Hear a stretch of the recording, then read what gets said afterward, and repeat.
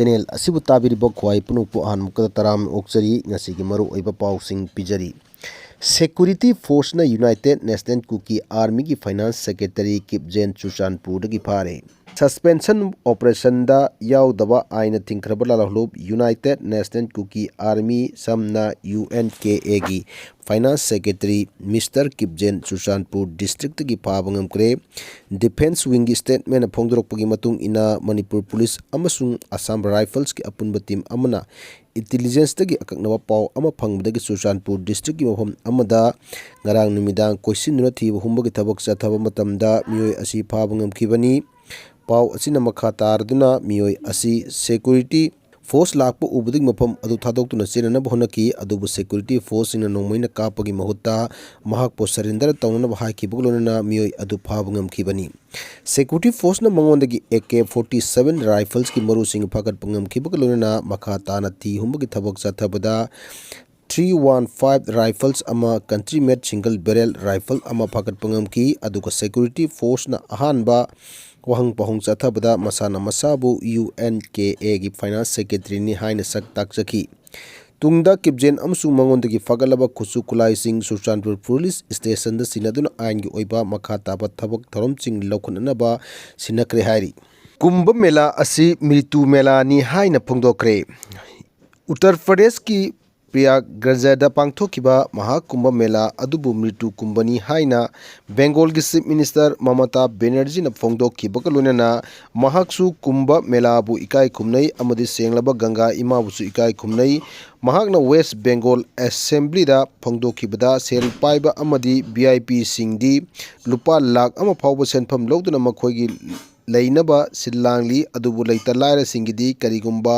arrangement अमतसु तौबिदे असिगुम्बा कया असिना खुदोंथिबा कया असि थोनकिबनी हाइना फोंदोखि भारतीय जनता पार्टी ना मंगोंद सिरकलिबा युमफम याउदबा मराल सिंह करिगुंबा चप चाबा खुदम चांगदम पुथोकपा ngamlabadi chief minister फम असिदगी थादोके हाइना फोंदोकपा लोइनना हंदक पांगथोकिबा Kumbh Mela मनुंगदा मियामना Triveni Sangam हाइना खंगनबा तुरेल अहुंग इतिनफमदा पूर्णिमा नुमिता इरुपनबा लाखिबा मसिंग यामलबा जात्रिक सिंह अमदी साधु सिंहना मकोई मसेल नेचिनबगी थौदोक अदुदा मियोय कया सिबता नतना अशोक अपन नंगकिबा थौदोक अदु पार्लियामेंटा opposition party na UP lenga ki asonbani haina pendabo phomching phongdokpa laikhrabani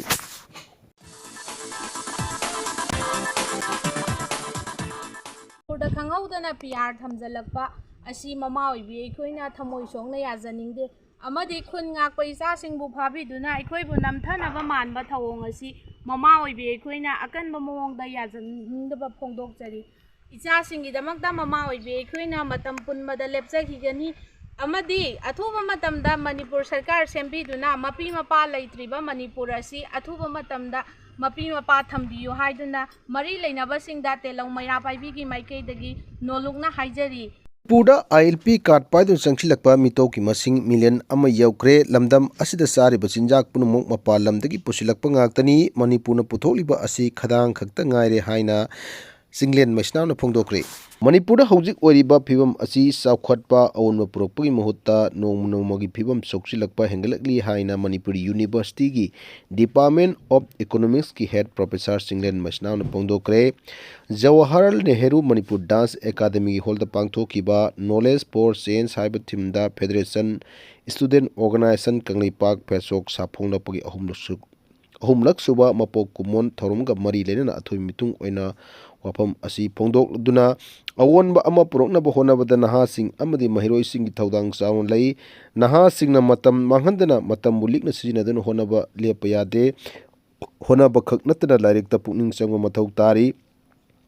matam punamakta study amadi struggle punna saminaraba matamda mai pakpa oigani loop amon nauna saphongpa haibasi mama amana angang unabagumbani maram aduna kaidonungda ima haiba wahai asi na thaiduna chatpa chumloi mabu na thairaba matam aduda loop adugi mapunchi chu sangloi nongmudi imagi khomlang laman singge haibagi wakal matam chupada khangadabani mama bu masak khangba mawatana nisagi ipakta irak nanoda punchi loiroi thamoi singna miyamgi thabok tawriba mahi loop ki mapangal kalhangani ahal lamandagi hangba tandaba mathau tai haik manipurda ILP card paidun changchilakpa mitop ki masing million ama yaukre masigi maru oiba maramdi lamdam asigi naha sing nisagi ipakta lublokpa amadi wa culture gi hainabi lerektabana maram oiraga mitopna manipur gi chakhaw pasilakpani lamdam asida sari bachinjak punumak mapal lamdagi pusilakpa ngaktani manipurna puthokliba asidi khadang khakta ngaire hainasu mahangna phongdoki MC Mary Kom Indian Olympic Association की athlete commission की chairperson फमदगी resign तौखरे boxing मसानदा सकनाय रबी अमसुंग तरुकलक world champion ओइख्रबी MC Mary Kom Indian Olympic Association की एथलीट कमीशन की चेयरपर्सन फम अमदी स्पोर्ट्सिंग की एपेक्स बॉडी ओइरिबा एग्जीक्यूटिव काउंसिल दगी ngarang रिजाइन तौखरे Mary Kom ना